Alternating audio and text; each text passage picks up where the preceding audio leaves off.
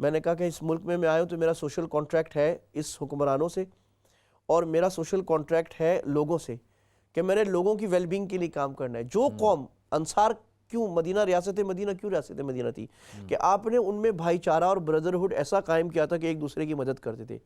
آج وہ صفت ہمیں غیر مسلم ممالک میں، یو کے میں، یورپ میں، یو ایس اے میں نظر آتی ہے، ہمارے ممالک میں کم نظر آتی ہے. اللہ نے اس لیے ترقی دی ہے کہ اللہ نے ترقی کی چابی تو یہاں رکھ دی ہے، جو اٹھا لے.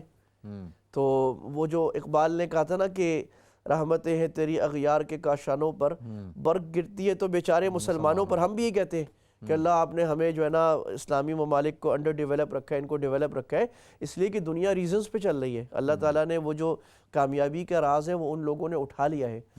تو یہ میں اس پر ایک بڑا مجھے دکھ ہوتا ہے کہ جب میں آتا ہوں یہاں، بعض مسلمان حلقوں سے یہ اندازہ ہوتا ہے کہ وہ یہ سمجھتے ہیں کہ یہاں کا قانون ماننا ہمارے لیے ضروری نہیں ہے، کہ ہم تو مسلمان ملک کا قانون مانیں گے.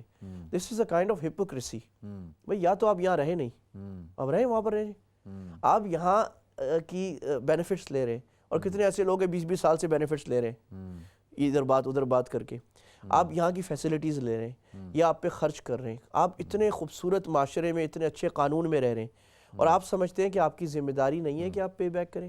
تو میں عرض کروں بڑا ذمہ داری سے کہ شرعی لحاظ سے پوری امت کا اتفاق ہے کہ آپ کسی بھی حکمران کے نیچے رہتے ہیں تو آپ کو اس کی ساری باتیں ماننا فرض ہے.